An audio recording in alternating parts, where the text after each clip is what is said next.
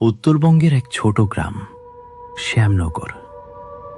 চারদিকে সবুজ ধান ক্ষেত, নদী আর বাঁশের ঘন ঝোপে ভরা গ্রামটা দিনের বেলা শান্ত আর সুন্দর।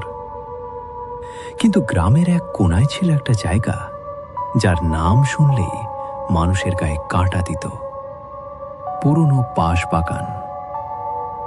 গ্রামের বয়স্করা বলতো এই বাগানে অনেক বছর আগে একটা ভয়ঙ্কর ঘটনা ঘটেছিল।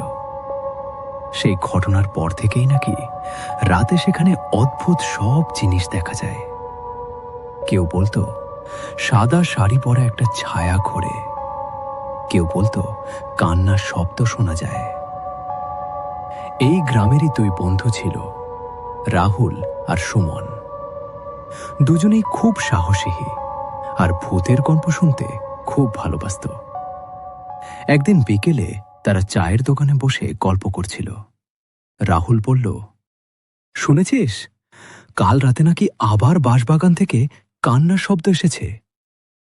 সুমন একটু ভয় পেয়ে বলল, হ্যাঁ, আমার কাকাও বলছিল কেউ নাকি দেখেছে সাদা ছায়া। রাহুল হেসে উঠল, ভূত টুট কিছু না, সব মানুষের বানানো গল্প। সুমন বলল, তাহলে আজ রাতে চলো না, নিজের চোখে দেখে আসবো। রাহুল বলল, ঠিক আছে, আজ রাতেই যাব। সেদিন রাত প্রায় 10:30। আকাশে আধখানা চাঁদ, চারদিকে নিস্তব্ধতা, শুধু দূরে ঝিঁঝি পোকার শব্দ। হাতে টর্চ নিয়ে ধীরে ধীরে বাঁশবাগানের দিকে এগোতে লাগলো। বাগানের কাছে পৌঁছাতেই ঠান্ডা হাওয়া বইতে লাগলো। বাঁশের ডালগুলো একে অপরের সাথে ঘষা খেয়ে অদ্ভুত শব্দ করছিল, কটকট, কড়মড়।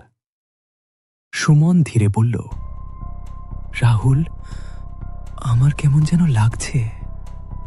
রাহুল বলল, ভয় পাস না, এগুলো শুধু বাতাসের শব্দ। তারা বাগানের ভেতরে ঢুকে পড়ল।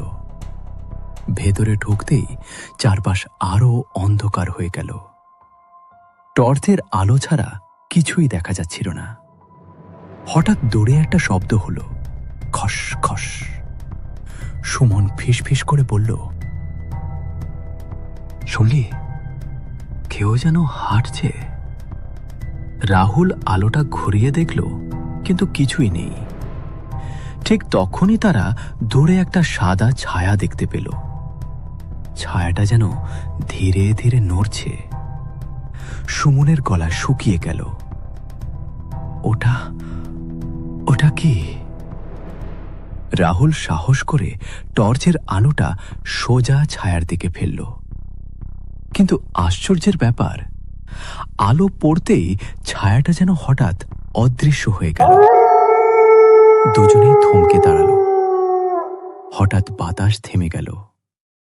চারপাশে অদ্ভুত নীরবতা। ঠিক তখনই তারা একটা শব্দ শুনল। কেউ যেন খুব আস্তে কাঁদছে। সুমন ভয়ে কাঁপতে কাঁপতে বলল, রাহুল, কেউ কাঁদছে। রাহুলও এবার একটু ভয় পেল। কান্নার শব্দটা ধীরে ধীরে তাদের কাছাকাছি আসছিল। তারপর হঠাৎ একটা ঠান্ডা বাতাস তাদের পাশ দিয়ে বয়ে গেল, আর সেই সাথে একটা নারী কণ্ঠ শোনা গেল, আমাকে বাঁচাও। দুজনে আতঙ্কে একে অপরের দিকে তাকালো।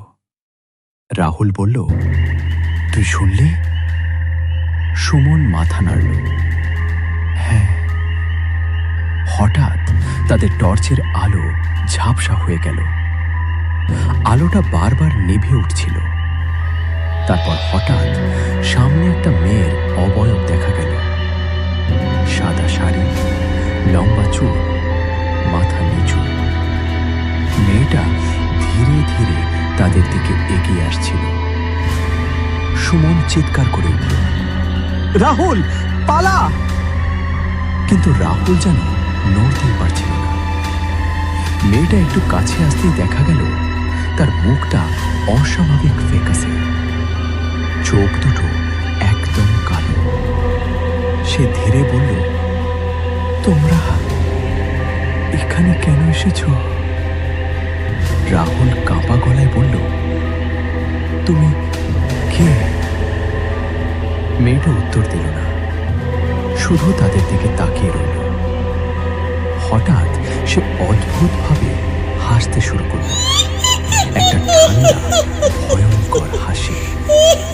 তারপর হঠাৎ বাতাস জোরে বইতে শুরু করল, বাঁশগুলো প্রচন্ড শব্দ করতে লাগলো।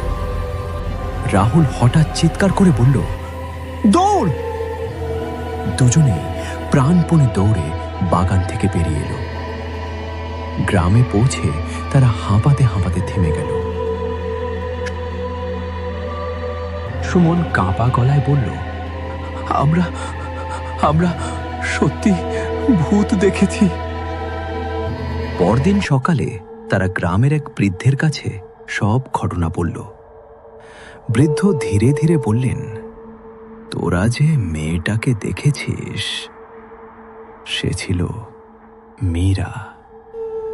রাহুল অবাক হয়ে বলল, মীরা? বৃদ্ধ বললেন, অনেক বছর আগে এই বাগানে এক মেয়েকে হত্যা করা হয়েছিল।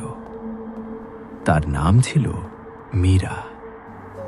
সে নাকি সাহায্যের জন্য অনেক চিৎকার করেছিল, কিন্তু কেউ তাকে বাঁচাতে আসেনি। বৃদ্ধের চোখে ভয় ঝলসে উঠল। সেই রাত থেকে মাঝে মাঝে ওই বাগানে তার কান্নার শব্দ শোনা যায়। রাহুল আর সুমন একে অপরের দিকে তাকালো, কারণ তারা দুজনেই স্পষ্ট শুনেছিল, আমাকে বাঁচাও।